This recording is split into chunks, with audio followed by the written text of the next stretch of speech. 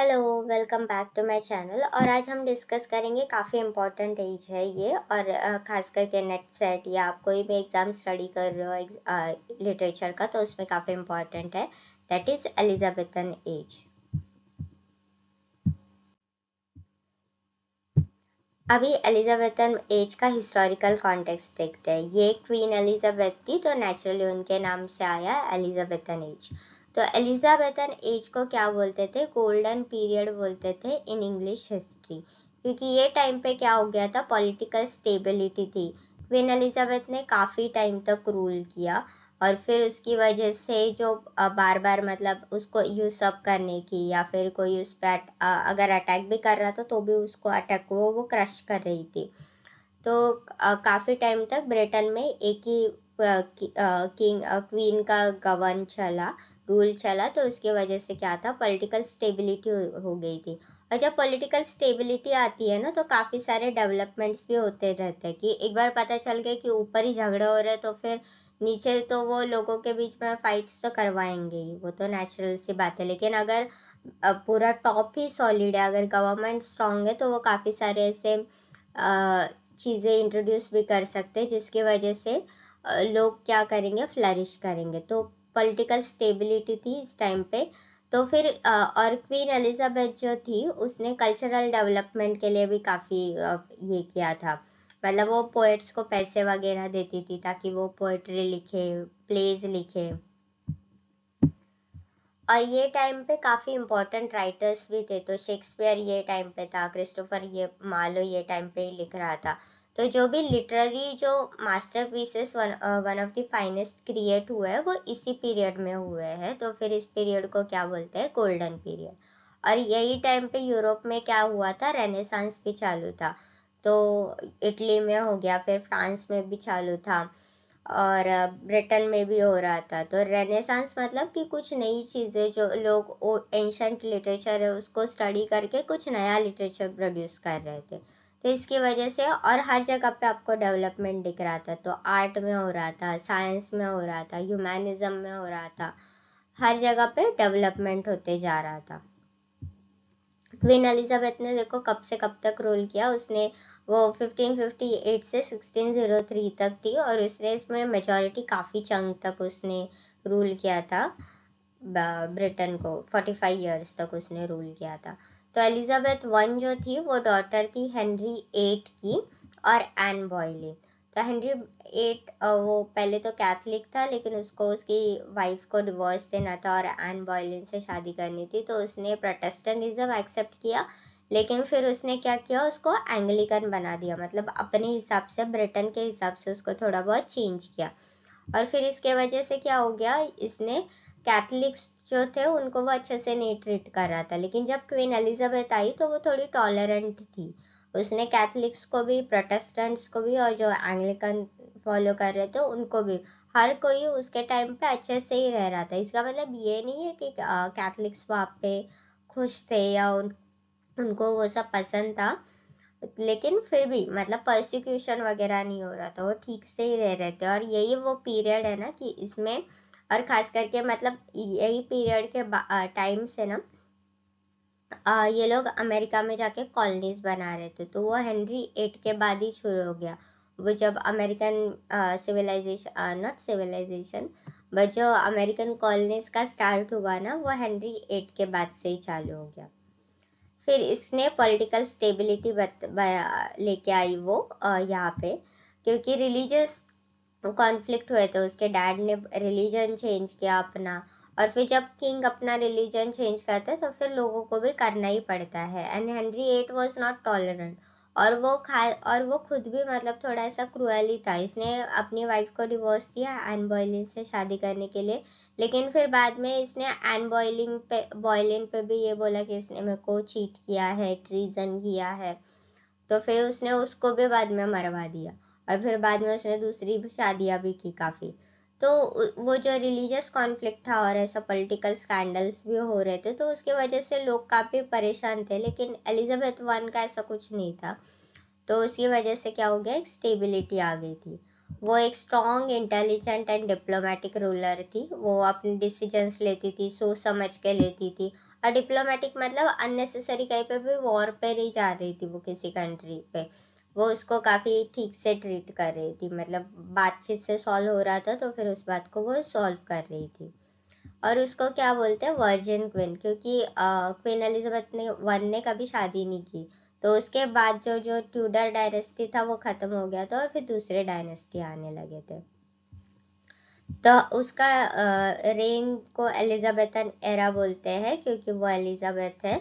और फिर इसमें इकोनॉमिक ग्रोथ, एक्सप्लोरेशन, और फिर एक्सप्लोरेशन एज इन ये टाइम पे लोग फिर ये भी ढूंढ रहे थे जो भी ग्लोबल, मतलब वो सी वॉयज काफ़ी बढ़ रहा था, ठीक है, तो जो लोग मतलब इंडिया को ढूंढने निकल गए, या अब देखो ये 1558 के बाद का ही पीरियड है, तो कॉन्स्टेंटिनोपल का फॉल हो गया है, कॉन्स्टेंटिनोपल को रोक दिया था, तो लैंड रूट खत्म हो गया था, तो फिर लोग सी वॉयज कर रहे थे क्योंकि उनको इंडिया को देखना ढूंढना था, उनको वेस्टर्न कंट्रीज को, मतलब उनको ईस्ट की तरफ आने का एक दूसरा रास्ता चाहिए था, तो वो उसको ढूंढ रहे थे। और फिर उसके बीच में उनको अमेरिका भी मिला, तो और हेनरिएट यहाँ पे परेशान कर रहा था, तो फिर वो जाके अमेरिका में भी रह रहे थे। फ्लरिशिंग आर्ट, ये काफ़ी आर्ट्स को पेट्रनेज देती थी, आर्ट को वो पैसे वगैरह, मतलब आर्टिस्ट को वो पैसे वगैरह देती थी, उनको एनकरेज करती थी सो दैट वो अच्छा लिटरेचर प्रोड्यूस करे।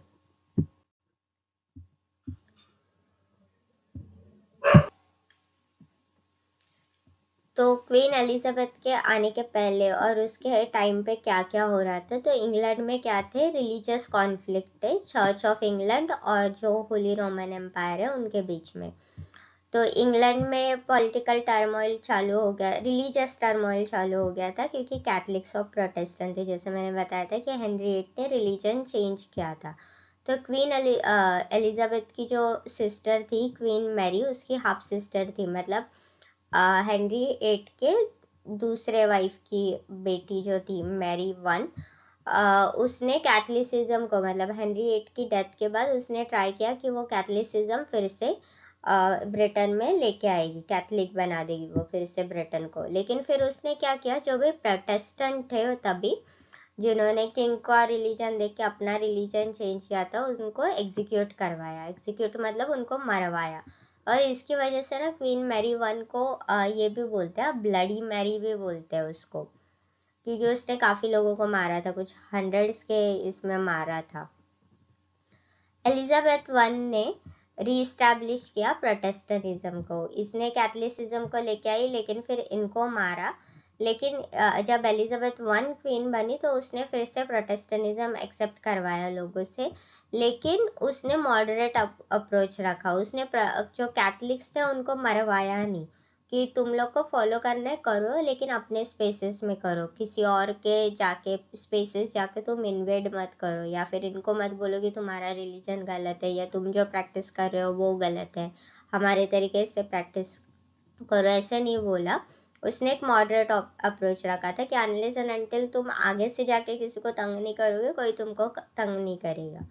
और एंग्लिकन चर्च को इसने स्ट्रेंथन किया, मतलब जो चर्च ऑफ इंग्लैंड है उसको फिर से पावरफुल बनाया, कुछ रिलीजियस लॉज पास किए जिसकी वजह से क्या आ गई, स्टेबिलिटी आ गई। रेनेसांस इन्फ्लुएंस, तो यूरोप में रेनेसांस चालू था, इटालियन रेनेसांस 15th सेंचुरी तक चला, और by the time we come to 16th century, जब एलिजाबेथ 1 यहाँ पे रूल कर रही थी, तब वहाँ का मतलब वहाँ पे रेनेसांस हो रहा था, तो खास करके इटली और ग्रीस में, तो इंग्लैंड में भी ये लोग उसको फॉलो करने लगे। तो जैसे अब थॉमस मोर और ऑल सर्रे इटली गए, फिर वहाँ पे उन्होंने पेट्रार्क को, डांटे अलिगेरी को स्टडी किया, और फिर वो यहाँ पे सोनेट लिख के आए। तो जो यूरोपियन इन्फ्लुएंस है रेनेसांस का, वही फिर ब्रिटेन में आया। ह्यूमैनिज्म लिटरेचर का एक पावरफुल पार्ट हो गया, और इसमें उन्होंने क्या किया, ह्यूमन पोटेंशियल, मतलब ह्यूमन की जो कैपेबिलिटी होती है, उसके जो एक्चुअल पावर है उसको एक्सप्लोर किया, इमोशंस को एक्सप्लोर करना चालू किया कि हर एक इमोशन, ह्यूमन का अगर इमोशन होता है तो फिर वो हर एक इमोशन को एक्सप्लोर कर रहे थे। ऐसे नहीं कि पहले खास करके कैसे रिलीजियस प्लेस लिखे जाते थे, या फिर जो मतलब कुछ ऐसे एडवेंचर स्टोरीज ही लिखे जाते थे, तो उन्होंने वो सब स्क्रैप करके ह्यूमन इमोशंस पे भी फोकस करना चालू किया, इंडिविजुअलिज्म, कि कोई भी एक ह्यूमन है वो स्टीरियोटाइप नहीं किया उसको, कि हर एक इंसान एक तरीके से नहीं सोचेगा। अगर कोई सिचुएशन है, अलग अलग इंसान अलग अलग तरीके से उसको देखेंगे और अलग अलग तरीके से रिएक्ट भी करेंगे। तो उन्होंने उसको भी अप्रिशिएट किया और अपने लिटरेचर में उसको दिखाना चालू किया कि सपोज अगर कोई हीरो है तो ऐसा ज़रूरी नहीं है कि वो हीरो हमेशा स्ट्रांग ही हो, कभी कभी हीरो वीक भी हो सकता है। जैसे अगर आप शेक्सपियर का हैमलेट देखो, तो देखो पूरे प्ले में एक्शन लेता ही नहीं है, जबकि हीरो को तो वैसे होना चाहिए कि वो एक्शन ले रहा है, अगर रिवेंज ले रहा है तो लेना है तो वो बदला भी ले रहा है। लेकिन हैमलेट वैसे कुछ करता ही नहीं है, तो वो क्या हो गया, उसका इंडिविजुअलिज्म है कि वो हीरो वैसा नहीं है कि वो एक्शन ले पाए। फिर जो राइटर्स थे उन्होंने ग्रीक और रोमन टेक्स्ट को स्टडी किया, उनको और फिर उनको पॉलिश भी किया। ऐसे नहीं कि स्टडी किया तो वैसे का वैसे ही कॉपी किया, उन्होंने उसको थोड़ा अपने हिसाब से चेंज किया, कुछ उसमें नई चीज़ें ऐड की, मीटर ऐड किया या कुछ नए कैरेक्टर्स ऐड किए, उसको अलग तरीके से लिखा। और फिर वैसे उन्होंने पोइट्री, ड्रामा और फिलोसॉफी यहाँ पे प्रोड्यूस किया ब्रिटेन में। फिर स्पेनिश आर्माडा हुआ था और इंग्लैंड का rise as a sea power. तो पहले क्या हो रहा था, सिर्फ नेवल आर्मी पे ही ज़्यादा ये होता था, नेवी पे ही ज़्यादा ये होता था, लैंड आर्मी इतना ये नहीं होता था। और ब्रिटेन को भी कोस्ट लाइन अच्छा है, वो देखो एक आइलैंड ही है, और स्पेन को भी कोस्ट लाइन है। लेकिन स्पेन क्या था, कैथलिक था, और फिर उसको ऐसा लगा कि अभी एक कैथलिक नेशन हो के आजू बाजू में एक प्रोटेस्टेंट इंग्लैंड अच्छा नहीं है, क्योंकि अगर यूरोप की बात करें तो मेजॉरिटी कंट्रीज कैथलिक ही थी, और उसमें एक प्रोटेस्टेंट आना मतलब इसको थोड़ा ये लगा कि यहाँ पे शायद हम अगर हमारे यहाँ पे भी लोग प्रोटेस्टेंटिज्म को एक्सेप्ट करने लगे तो शायद हमारा जो कैथलिक रूल है उसको ओवरथ्रो कर देंगे। तो स्पेन ने क्या किया, पहले तो उसने थोड़ा इजी अप्रोच यूज किया। उन्होंने उसका जो रूलर था फिलिप टू, उसने क्या किया, उसने क्वीन एलिजाबेथ वन को बोला कि let's get married, so that वो बाद में उसको डोमिनेट कर पाए, और फिर वहाँ पे प्रोटेस्टेंट मतलब प्रोटेस्टेंटिज्म को क्रश करके फिर से कैथलिसिज्म रखे। लेकिन और ये टाइम पे काफ़ी सारे रूलर्स थे, वो भी ये चाहते थे कि they will get married to Elizabeth one और फिर उनको इंग्लैंड में मिल जाएगा।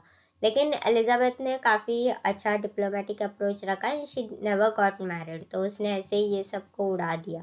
तो उसमें जो बाकी सब रूलर्स तो मान गए, लेकिन ये स्पेन नहीं मान रहा था, तो उन्होंने क्या किया, यहाँ पे अटैक किया ब्रिटेन पे। तो उन्होंने क्या किया, जो भी उनकी नेवल आर्मी थी, मैसिव फ्लीट, मतलब उनके जो भी जितने सारे शिप्स थे उनको भेजा इंग्लैंड पे अटैक करने के लिए। तो उनके वो जो शिप्स हैं उनको सबको कलेक्टिवली बोलते हैं स्पेनिश आर्माडा।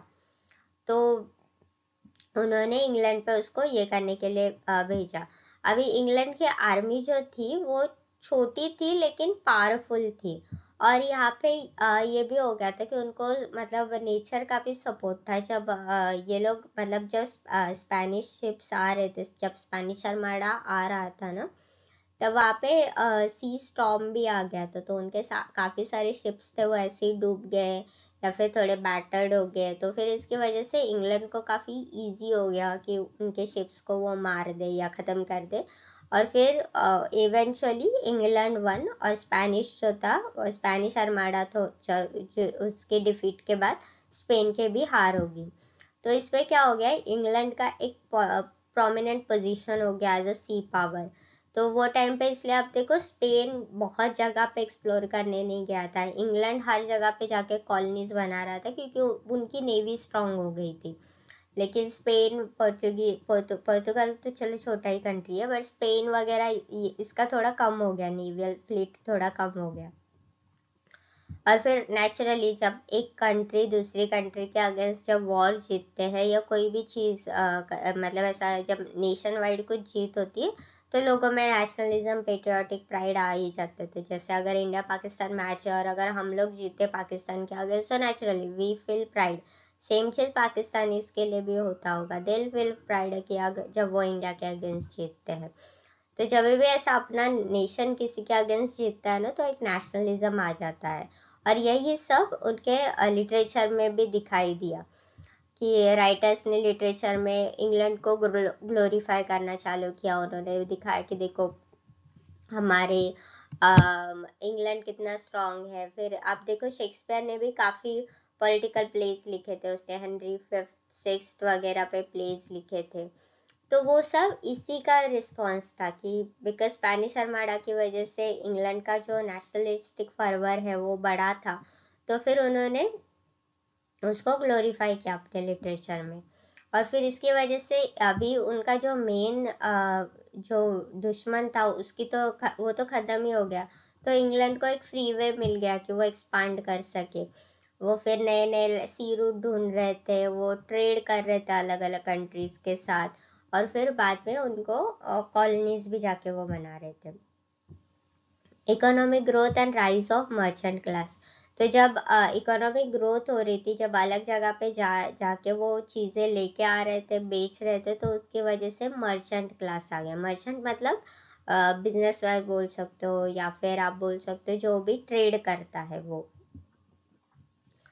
ट्रेड फ्लरिश हो गया इंग्लैंड में। और फिर उन्होंने अमेरिका, अफ्रीका और इंडिया के साथ ट्रेड रिलेशनशिप्स बनाए। फिर मर्चेंट क्लास जब ग्रू हो गया तो उसकी वजह से लोग रिच बनते गए, और फिर जो रिच लोग थे वो राइटर्स और आर्टिस्ट को काफ़ी सपोर्ट कर रहे थे, क्योंकि उनके पास फिर अभी इसका एंटरटेनमेंट का कोई जरिया ही नहीं है ना इसके अलावा, प्लेस गीत हो या फिर पोएट्री के अलावा, तो फिर वो उनको सपोर्ट करते थे। लंदन क्या हो गया, कल्चरल कमर्शियल हब बन गया। लंदन बिकॉज कैपिटल था, तो वहाँ पे फिर कल्चरल डेवलपमेंट हो रहा था। शेक्सपियर वगैरह ये सब उधर ही आके रह रहे थे, वो ट्राई कर रहे थे, काफ़ी सारे राइटर्स आ रहे थे, लंदन में रह रहे थे, यूनिवर्सिटीज़ वगैरह वहाँ से नज़दीक थी, तो वो काफ़ी इजीली उसको ये कर सकते थे। मतलब वहाँ पे हर कोई आके रह रहा था, तो फिर लोग मतलब जब बहुत सारे लोग एक ही जगह पे आके रहते हैं तो फिर एक इंडस्ट्री सॉर्ट ऑफ बन जाता है, फिर दूसरे लोग भी उधर ही आके रहते हैं। तो जैसे अगर आप मुंबई का एग्जांपल देखो तो देखो बिकॉज मुंबई में बॉलीवुड है, और तो फिर इंडिया में किसी को भी अगर बॉलीवुड स्टार बनना है तो वो मुंबई ही आके रहेगा, क्योंकि वहाँ पे ही उसको पता है कि यहाँ पे मेरे टैलेंट को कोई ढूंढेगा, और फिर यहाँ पे शायद मुझे अपॉर्चुनिटीज़ में मिले। और फिर थिएटर काफ़ी थे लंदन में, फिर प्रिंटिंग प्रेस आ गया था, यूनिवर्सिटीज़ थी, कैम्ब्रिज, ऑक्सफोर्ड वगैरह ये सब थी। तो फिर लंदन में लोग काफ़ी आके दूसरे राइटर्स और जो एस्पायरिंग आर्टिस्ट है वो आके रह रहे थे। थिएटर एंड आर्ट्स का ग्रोथ हुआ। थिएटर इसेंशियल पार्ट ये हो गया था कि, और फिर पब्लिक परफॉर्मेंसेस होते थे रिच लोगों के लिए भी और पुअर लोगों के लिए भी, क्योंकि अभी लोगों के पास अगर ट्रेड हो रहा है तो मतलब इकोनॉमी फ्लरिश कर रही है। इकोनॉमी फ्लरिश कर रहा है तो लोगों के पास पैसा भी आ रहा है, तो फिर उसकी वजह से जो रिच और पुअर दोनों लोग हैं उनको एंटरटेनमेंट चाहिए, तो दे टर्न टू प्ले। तो अभी जब प्ले देखना है तो फिर काफ़ी थिएटर्स भी बने थे। तो एक ग्लोब थिएटर बना था 1599 में, जिसमें शेक्सपियर के भी प्लेस काफ़ी परफॉर्म किए थे। इसके अलावा भी थे, रोज थे, द रोज करके एक थिएटर था। तो काफ़ी सारे ऐसे थिएटर्स बने थे वो टाइम पे। और ख़ास करके क्वीन एलिजाबेथ और जो दूसरे वेल्दी नोबल्स थे, जो जो भी वेल्दी मर्चेंट थे, वो प्ले राइट्स को पैसे देते थे या फिर उनको वो फाइनेंस करते थे, सो दैट वो प्रोडक्शन कर सके या फिर प्लेज लिख सके। एजुकेशन एंड प्रिंटिंग प्रेस का रेवोल्यूशन। तो प्रिंटिंग प्रेस हुआ था का इंट्रोडक्शन हुआ था, विलियम कैक्सटन ने प्रिंटिंग प्रेस का इन्वेंशन किया था 1476 में। और फिर वो उसकी वजह से फिर बुक्स प्रिंट होने लगे, फिर लोगों के लिए लिटरेचर और ज़्यादा एक्सेसिबल होने लगा, लोग और ज़्यादा पढ़ने लगे तो नेचुरली फिर उनका लिटरेचर में इंटरेस्ट भी बढ़ गया। एंड उनका एक्सेसिबल का होने का मेन रीज़न ये था कि वो चीप हो गया था, कि किसी को पूरा दिन रात बैठ के उसको लिखना नहीं होता था। एक बुक हो गया तो उसको काफ़ी जल्दी उसको कॉपी करके मतलब प्रिंट करके बार बार एक ही टाइम पे काफ़ी सारे बुक्स भी प्रिंट हो सकते थे। तो फिर इसके वजह से बुक्स सस्ते भी हो गए और लोग उनको ये भी करने लगे, इजीली अवेलेबल भी होने लगे, तो लोग उनको खरीदने लगे। तो इसकी वजह से क्या हो गया, लिटरेसी रेट भी बढ़ गया क्योंकि लोग अभी पढ़ रहे थे। फिर जो क्लासिकल वर्क्स थे, जो भी इंग्लिश क्लासिकल वर्क्स भी और Greek and Roman classical works भी, वो रिलीजियस टेक्स्ट मतलब बाइबल वगैरह ये सब, और ये जो अपने शेक्सपियर वगैरह ये जो प्लेज लिख रहे थे, इनको भी प्रिंट किया जाने लगा और लोगों को डिस्ट्रीब्यूट किया जाने लगा कि सो दैट वो उनको पढ़ पाए। तो ऐसा ज़रूरी नहीं है कि अगर आपको शेक्सपियर का वर्क देखना है, एंजॉय करना है, तो फिर आपको जाके थिएटर में बैठ के उसका परफॉर्मेंस ही देखना पड़ेगा, आप उसको पढ़ भी सकते हो। इंग्लिश एक्सप्लोरेशन, तो जैसे अभी हम लोगों ने डिस्कस किया था कि कैसे स्पेनिश आर्माडा के बाद इंग्लिश नेवी जो थी वो स्ट्रांग हो गई थी, वो एक्सप्लोर करने लगी थी। तो फिर इसकी वजह से इंग्लैंड ने क्या किया, एक्सपेंशन करने के बारे में सोचा। तो उसमें काफ़ी सारे फेमस एक्सप्लोरर थे, सर वॉल्टर रायली थे, फ्रांसिस ड्रेक थे। वो क्या कर रहे थे, शिप लेके जा रहे थे अलग अलग जगह पे, फिर उनको पूरा ग्लोब का ये करना था, इंडिया को ढूंढना था या उनको अलग अलग लैंड ढूंढने थे। तो वो वहाँ पे जाके रहने लगे, और फिर जब वहाँ पे वो जाके रह रहे थे तो वो क्या कर रहे थे, कॉलोनीज बना रहे थे इन द न्यू वर्ल्ड। तो जब न्यू वर्ल्ड की बात होती है ना, खास करके ये पीरियड में, तो इट इज़ ऑलवेज अमेरिका, क्योंकि वो पहले पता ही नहीं था किसी को कि वो लैंड एग्जिस्ट भी करता है। जब मिला तो for them it was a new world. तो उन्होंने वर्जीनिया वगैरह में कॉलोनीज बनाना चालू किया। और फिर ये लोगों ने जो ट्रैवलॉग्स लिखे थे, उसकी वजह से उनके एक्साइटमेंट पता चलती थी लोगों की, उन डिस्कवरी एडवेंचर ये सब पता चल गया। तो लैंड डिस्कवरी हो गई। फिर वहाँ पे जाने के बाद उनको क्या क्या प्रॉब्लम्स फेस करने पड़े, फिर जो प्रॉब्लम्स फेस किए उनको उन्होंने कैसे उसको कैसे हराया, वो प्रॉब्लम्स ऑब्स्टिकल्स को कैसे उन्होंने ओवरकम किया, वो और कैसे उन्होंने एक्सपेंशन कराया, वो ये सब लिटरेचर में भी दिखता है।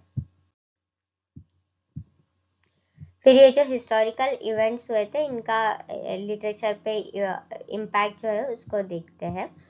तो नेशनलिज्म आ गया था स्पेनिश आर्माडा की वजह से। राइटर्स ने इंग्लैंड की स्ट्रेंथ को एक्सप्लोर करना चालू किया। तो शेक्सपियर ने हिस्टोरिकल प्लेस लिखे, जैसे हेनरी फाई है, रिचर्ड थर्ड है, रिचर्ड टू भी है उसका, जो उसमें उसने जो भी इंग्लिश किंग है उनको ग्लोरीफाई किया। इन्फ्लुएंस ऑफ रेनेसांस ह्यूमैनिज्म, तो फिर जो भी रेनेसांस की जो ह्यूमन एबिलिटीज थी वो सारे राइटर्स के प्लेज में दिखने लगी। तो पावर मतलब कैसे पावर स्ट्रगल होता है, वो फेट जो भी इंसान की किस्मत होती है, वो इंसान का नेचर कैसे होता है, एम्बिशंस कैसे होता है, ये सब क्या हो गया राइटर प्लेज में दिखने लगा। तो जैसे शेक्सपियर का हैमलेट है, वो इंडिविजुअलिज्म को बताता है, सेल्फ रिफ्लेक्शन को बताता है। हैमलेट खुद को ही सोचता रहता है कि उसको क्या करना चाहिए, रिवेंज लेना है, नहीं लेना है, लेने के बाद क्या होगा, या नहीं लिया तो क्या होगा, ये सब वो बार बार उसको कॉन्टेम्पलेट करता रहता है। पेट्रनेज और royal influence, queen Elizabeth one जो थी वो लिटरेचर को और आर्ट्स को सपोर्ट करती थी। वो उसको उनको राइटर्स को पेट्रनेज देती थी कि तुम ये पोइट्री लिखो, मैं फाइनेंस करती हूँ वगैरह, वो सॉर्ट ऑफ थिंग। तो एडमंड स्पेंसर ने लिखा था द फेरी क्वीन, जो उसने एलिजाबेथ को डेडिकेट किया था। और फिर वो उसने इसी इंटेंशन से लिखा था कि वो एलिजाबेथ वन को उसमें प्रेज कर सके। तो उसमें जो एक्चुअल फेरी क्वीन है ना, वो एलिजाबेथ ही है, लेकिन वो बुक्स इनकम्प्लीट रह गए तो हमको पता ही नहीं चलता, वो उसका वो सीन कभी आता ही नहीं है। बट उसको उसी एलिजाबेथ के लिए ही उस बुक को लिखना था। Growth of theatre and play writing, तो प्ले राइटिंग अलग अलग थीम्स कैरेक्टर्स को एक्सप्लोर कर रहे थे। तो रिलीजियस प्लेस के अलावा भी कुछ लिख सकते तो नेचुरली उन्होंने उसको अच्छे से लिखना वगैरह चालू किया। और फिर इसके साथ में वो अलग अलग थीम्स को लेके आए, तो उसकी वजह से क्या हो गया, ड्रामा थोड़ा रेवोल्यूशनाइज्ड हो गया। मतलब रिलीजियस अगर प्ले की बात करें तो उसमें क्या होता है, एक तो कुछ टीचिंग बताएंगे या फिर हीरो का जर्नी दिखाएंगे, और उसमें हमेशा एंड में यही दिखाना है कि गुड वर्सेस इविल दिखाना है और उसमें गुड जीतता है। लेकिन यहाँ पे अभी उनको अलग टॉपिक ही मिल गया, वो अलग टॉपिक पे लिख सकते थे, तो फिर वो कुछ भी लिख सकते थे। कैसा भी कैरेक्टर दिखा सकते थे, हीरो को वीक भी दिखा सकते थे या विलन को स्ट्रॉन्ग भी दिखा सकते थे। और फिर उन्होंने इसके साथ में अलग अलग टेक्निक्स भी यूज़ किए। तो उन्होंने ब्लैंक वर्स को यूज़ करना चालू किया, स्ट्रॉन्ग कैरेक्टर्स दिखाए, प्लॉट्स को कॉम्प्लेक्स बनाया, थोड़ा इंटरेस्टिंग उसको बनाने के लिए। Okay, so that is it for this video. I hope आपको वीडियो अच्छा लगा। अगर अच्छा लगा तो प्लीज़ इसको लाइक करना, कमेंट करना, चैनल को सब्सक्राइब करना और अपने फ्रेंड्स के साथ भी इसको शेयर करना। Thank you.